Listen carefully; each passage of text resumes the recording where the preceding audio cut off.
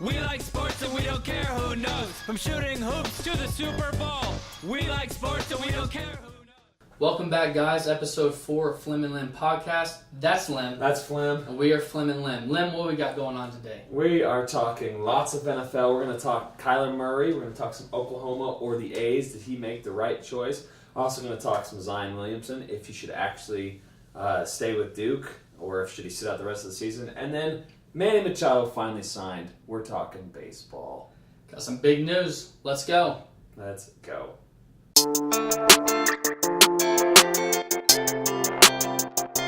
Alright guys, welcome back to Flem and Lem Sports. We are going to get right into the NFL. Big news this week, the past couple weeks honestly, has been Antonio Brown, wide receiver for the Pittsburgh Steelers. He's not happy in Pittsburgh. He's demanding the trade. To get to the point, basically, he met with ownership of the Steelers and they decided it's best to part ways. So Flem, what is going on in Pittsburgh? That's a good question. More than, I think, well, there's obviously reasons why he wants to get traded. There's a reason why Le'Veon Bell didn't get signed. Obviously, maybe he didn't get the money he was looking for. Yeah. But I think there's like a bigger picture. Like the Steelers organization is kind of falling apart. And I honestly think the number one thing is that I don't think people see Ben Roethlisberger as their leader anymore. Like, he's just not that leader. There's no one that's keeping this team together. Le'Veon's leaving. AB's wanting to leave.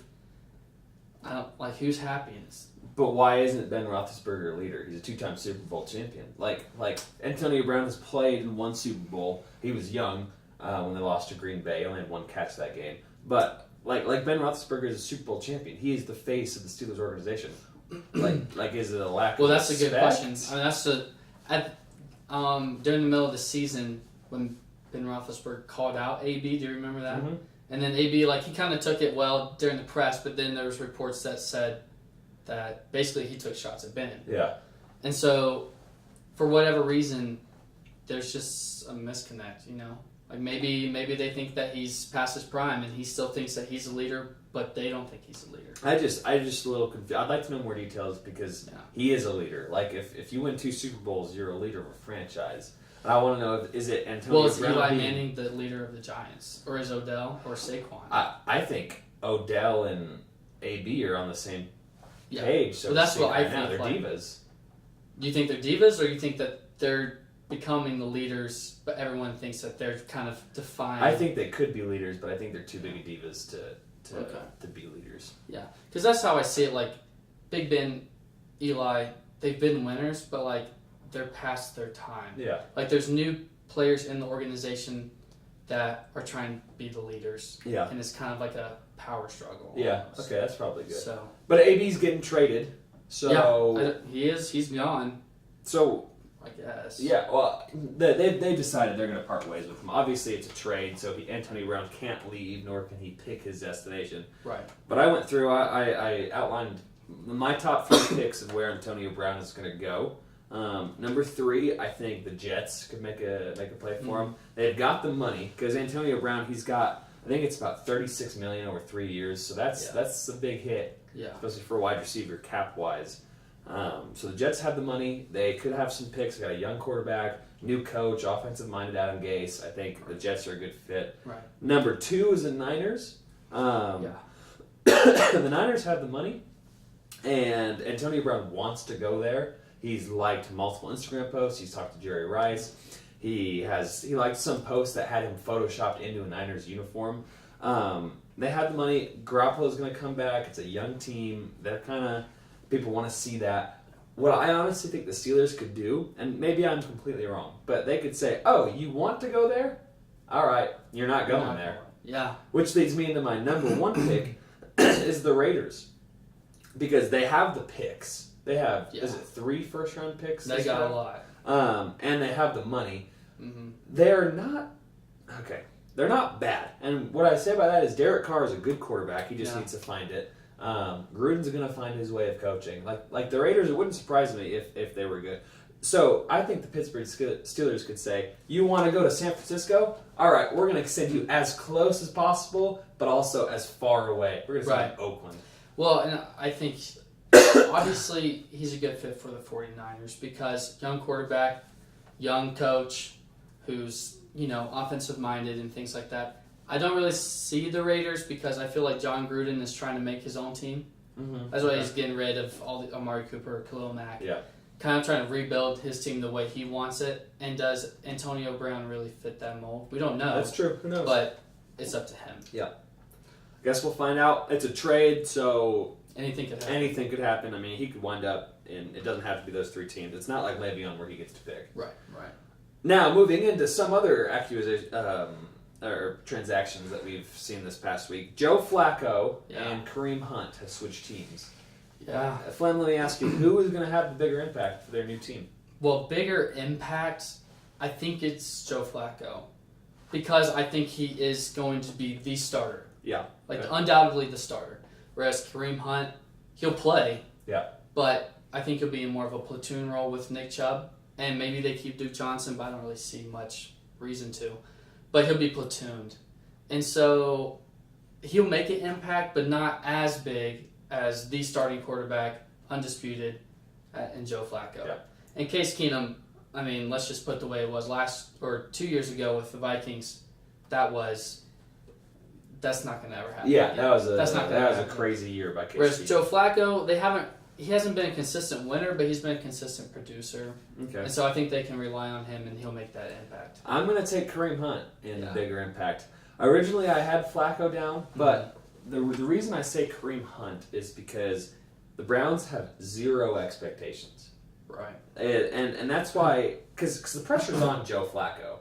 If he goes out there and he is the Joe Flacco quarterback we saw in the 2012 season, I think it was, who won a Super Bowl, then the Broncos can be good because their defense is good. If they keep Emmanuel Sanders, they're going to be good. Philip Lindsay's good.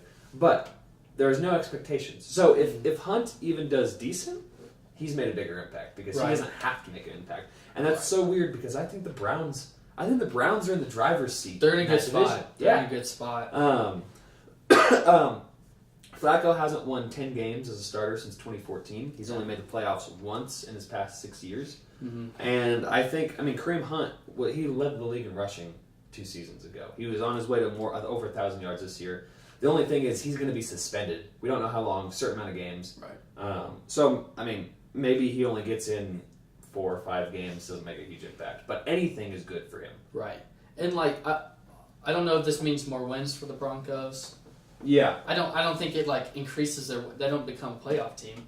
Yeah. But the impact for the team might be greater. Yeah. If that makes sense.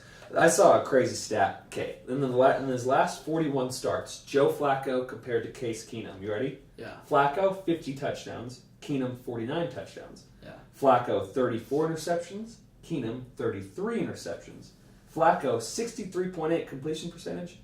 Keenum, 63.8 completion percentage. Really? Yeah. Stat-wise, they're the same quarterback. I think on paper, just thinking, Flacco's better than Keenum, but how much? Well, I think that takes into account the one season with the Vikings where Case Keenum was played really out of his mind. That's not Case Keenum. Yeah. Usually, so. But who knows? Mm-hmm. But I like what you said. Kareem Hunt, 0 expectations. He will only add to an already progressing Browns team. Yeah. But that's a good decision for the Browns. But let's talk about decisions. Kyler Murray, he chose the NFL over the MLB. Yeah. Why do you think he did that? Do you think it's a good decision? I was disappointed. No, I think I was disappointed because I'm a huge baseball fan, and baseball needs Kyler Murray. They do. Yeah. They need a star like that. Yeah. I think it was a good decision, and I think it was a bad decision. Here's a quote from Kyler. He goes, "For me, it was something I've known for a while. The organization, being with the A's, was the best possible situation for me just because they were so great throughout the football season, kind of leaving me alone and letting me do my own thing. At the same time, letting me know how much I meant to them and that type of stuff. Telling them was tough." So I'm disappointed. I think it was a bad decision because he signed a contract. He gave the A's his word, "I will come play for you once football is over." That being said, that was before he was good at football. Well, before he won the Heisman. That was before Kyler Murray was Kyler Murray. Right. but he said football is his passion. He's a football player. I won't get mad at him for doing what he loves. That's what we're supposed to do in occupations. That's why we have this podcast. That's why he picked football. Right. That's why you do something. That's why you do this. Yeah. So in that way, I think it was a good decision. Right. I agree. You can't blame a kid for doing what he loves. He said football is his first passion, is what he loves, so he wants to pursue that. And that makes sense. But yeah, I mean, you told an MLB team that you were going to play for them as their first round pick. Yeah. Like, that's a big investment on a kid. Yeah. And he's giving back. He gave the money back. He's giving the money back. But in my opinion, I see it as a future standpoint. His future is more solid in baseball. Yeah. Contracts in baseball are more solid. They're almost all the money's guaranteed. Things like that. And you get longer contracts because your risk of injury is not as great. Whereas in football, not only is your risk of injury greater, but your contracts reflect that. Yeah. So you can sign a 6-year contract for $50 million, but you're only guaranteed $10 million or $15 million through your first 2 years. Yeah. And then after that, it's up to the team if they want to pay you. So going with $10 to $12 million guaranteed or $25 million guaranteed, that's where I think the difference is. And that's going to make the difference. I think a part of it could have been in the NFL, you start in the NFL. He will start next year as quarterback. Right. Baseball, he would have gone to play with the Beloit Snappers in single A. Right. And there's a chance that he fails in the minor leagues. There's that chance, but if you're a first-round pick, I mean, those usually don't fail that bad.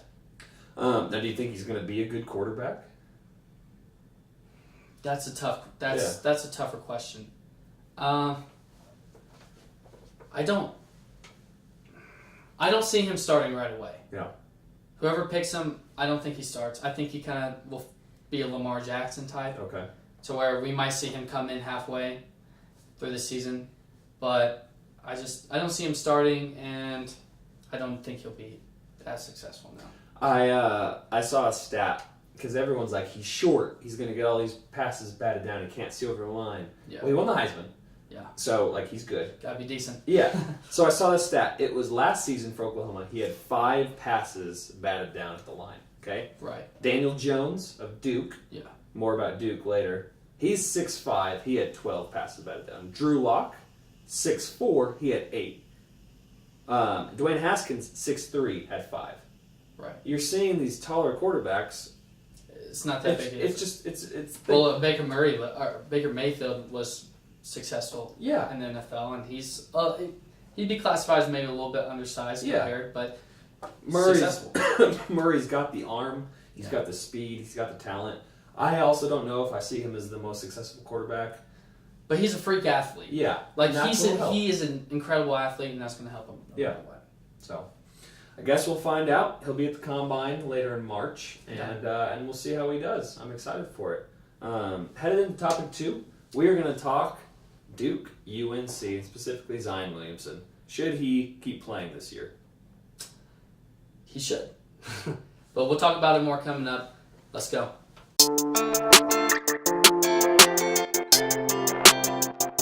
Welcome back. We are going to be talking about Zion Williamson, but first, shout out to UNC. They got the win at Cameron Indoor, 88-72. Let's go Heels. But the story is Zion got hurt within the first 30 seconds of the game. Mild knee sprain. Missed yesterday's game against Syracuse. Yep. And so now the conversation is, should athletes get paid in college? Should he keep playing for Duke or should he sit out? What are your initial thoughts? As a fan of college basketball, and especially with March coming up, I want him to play. Sure. I want to watch him. Now I want to see Duke lose. But I want to see Zion Williamson play basketball. Right. Right now, college basketball is better with him. From a I get where he's coming from perspective, I get where he's coming from. If he chooses to sit, okay, like I don't think it's a bad decision. It's like when college football players sit out their bowl games. As a fan, I disagree. I get how dangerous this sport is. Now I think there's a difference between football and basketball, but I see it. Well, and the difference is the people are sitting out the bowl games are the teams are not playing in important bowls. Yeah. Let's be honest. Yeah. Kyler Murray's not sitting out of the final, like the not the football final four. playoff. Playoff. I was thinking basketball. Yeah. But he's not sitting out the playoff. Tua's not sitting out the national championship game. Duke. College basketball needs Zion. Yeah. More than Duke needs Zion. But think about this, like, if you're playing in March Madness, you're playing in the biggest stage. Yeah. It's the biggest teams. I don't think it does anything but raise Zion's stock. Yeah. And he's already number one. Yeah. But like, it's not going to do anything, but he's going to be doing all those crazy, great dunks on the biggest stage. Yeah. Which is going to increase his stock. Mm-hmm. I don't think college athletes should be paid. And this is from a broke college kid's perspective, but they get their school paid for. They get food, travel, equipment, housing, equipment, all this nice fancy gear. I know not everyone is on scholarship. A lot when people debate this, when non-college athletes or big-time athletes debate this, they assume every athlete on every team is on scholarship. That's not true. There are a lot of athletes who are slaving their way to pay for school and play sports. So I get that, but overall, no, I don't think they should be paid.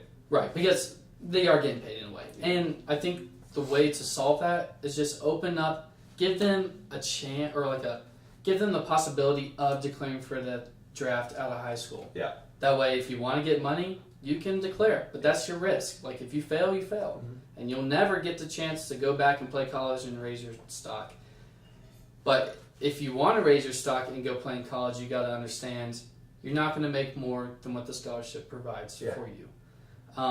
Another thing is, something that I feel like people aren't talking about as much is that Zion, players like Zion, they have an insurance policy.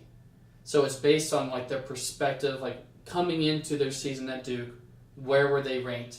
And Zion was like the 16th. Like if you were to enter the draft, he would be like the 16th best prospect. So the insurance policy says if because of injury or something else happens at Duke that causes him to go below 16 in the draft, he gets $8 million.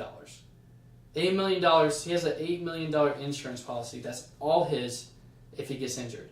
But that won't happen anyway. He's going to be the first overall. He'll be the first overall pick and get $8 million. But my problem is he plays for Coach K at Duke. Since when has that become a detriment to a college player's success? That's never been the case. What happened in the days of players playing sophomore, junior season, senior seasons, and coming to the NBA and then being great? Like why do you want to get out of Duke so badly? I get the money's there, but when was the last time someone got in basketball? Someone got seriously hurt and it cost them their career and money. Right. First person I think of is Jahlil Okafor. Like he raised his stock at Duke and then still turned out to be a bust. But like going to Duke helped him get drafted.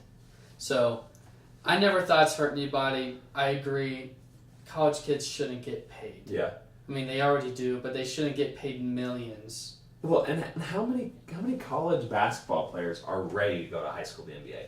Zion Williamson, right? LeBron James, Kobe. Like it's not less than one. We're talking about this because there's one player in the nation who was ready. One. Right. So.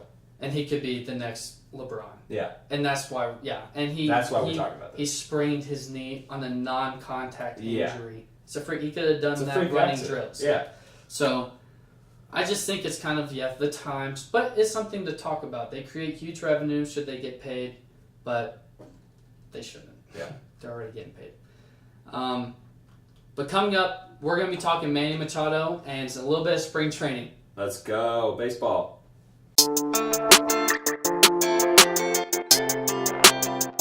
Alright guys, welcome back to Flem and Lem. For our last topic today, we're going to get into some spring training. Manny Machado has finally signed. Harper's still available, but Flem, what do you make of Machado's deal with Padres? Well, it's big. Yeah. Well, because I think that there's a little bit of a who signs first type of thing, and now that Machado signs, it opens the door for Harper to sign for a bigger contract, because that's what he was waiting on probably. But 10 years, $300 million. That's huge for Machado. Yeah, it's huge for anyone. That's huge for anyone, but I didn't see it coming. Yeah. I didn't think he was worth that. Yeah. I still don't think he's worth that. But now Harper thinks he's worth more. So $350, $325. What do you think? I think the biggest winner in this deal is Bryce Harper. It's not Manny. It's not the Padres. It's Bryce Harper because he's going to go to the Phillies or to the White Sox or maybe the Padres, and he's going to say, "Okay, I'm better than him. I'm an MVP. I'm Bryce Harper. I'm 5'2". I'm the guy everyone's talked about. Right. You're going to give me more." And I think it'll settle at 10 years, $350 with the Phillies. I think he gets $350 million. R.I.P. to the Braves. That is, yeah. He's going to get paid. It's a risk. Yeah. 10 years, man, that is a risk. Not often does it pay off for those 10 years. But Padres, great farm system. Yeah. Now you add a veteran leader, if he's even a good leader, but a veteran player who can offer. Who has playoff experience. He has playoff experience, and he produces a lot. Yeah, he's a great player. So, I just think, biggest winner, Bryce Harper.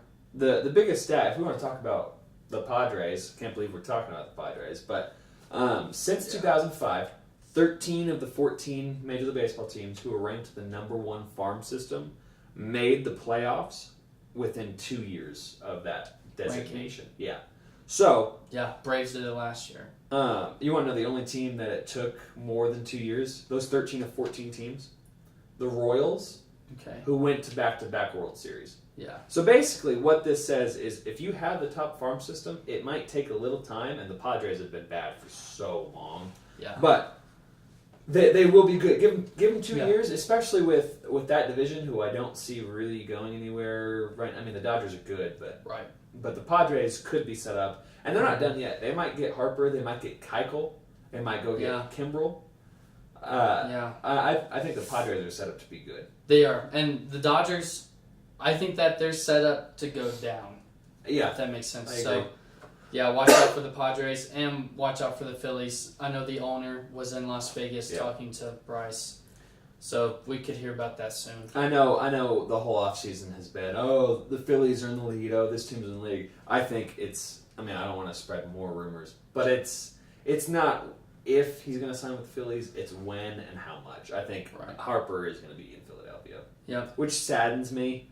I wanted to see him back in Washington. I love it nowadays when players play their whole career with one team. Right. I think it's cool, but it's a business. Yep, it is a business, and you're going to go where you can get the most money nowadays. It's about money, not necessarily about rings. Yep. But, so Machado signs with the Padres, and Harper looking to sign soon.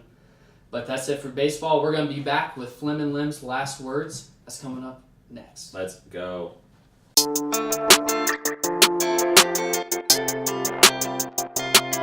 Welcome back. We're going to finish the episode off with Flem and Lem's last words. I'm going to start. I want to give a shout out to the Salt Lake Stallions. The AAF football team here got the first win in team history. So they've got one win on the books now. Congratulations to them. They're 1-2. But they actually got their win at home in Salt Lake this weekend. So congratulations. Yeah, pretty big deal. AAF is coming up. It's fun to watch. I've watched a few minutes, highlights and stuff, and it's just big time. It had to feel really good for the team. So, it had to, big time for them. My last words, I want to give a shout out to current Yankees pitcher Danny Farquhar. Any of you who don't know, last year he played with the White Sox and actually suffered a brain hemorrhage during one of their games. Didn't think he'd be able to pitch again. This offseason signed with the Yankees, and he recently threw his first simulated game. He was back on the mound throwing. I think that's awesome. It's incredible. Getting back to what you love, the passion, the love of the game, really, it means a lot more, and that puts into perspective. Sports more than a game. It's a way to channel the thing you love. Yeah, and it's hard to come back after something that's life-threatening. Yeah. They didn't know if he was going to die. Yeah. So to come back and to be yourself and play the game you love, it's a special moment for him. Yeah. So shout out to him. All right. Well, that concludes episode 4 of Flem and Lem. Join us next week. Maybe Bryce Harper is going to sign. We're going to talk some more football. It's going to start creeping up into March. So March Madness. College basketball. NBA playoffs are coming up. Mm-hmm. It's going to be fun. Fun week. Okay. Thanks, guys. We like sports and we don't care who knows. From shooting hoops to the Super Bowl. We like sports and we don't care who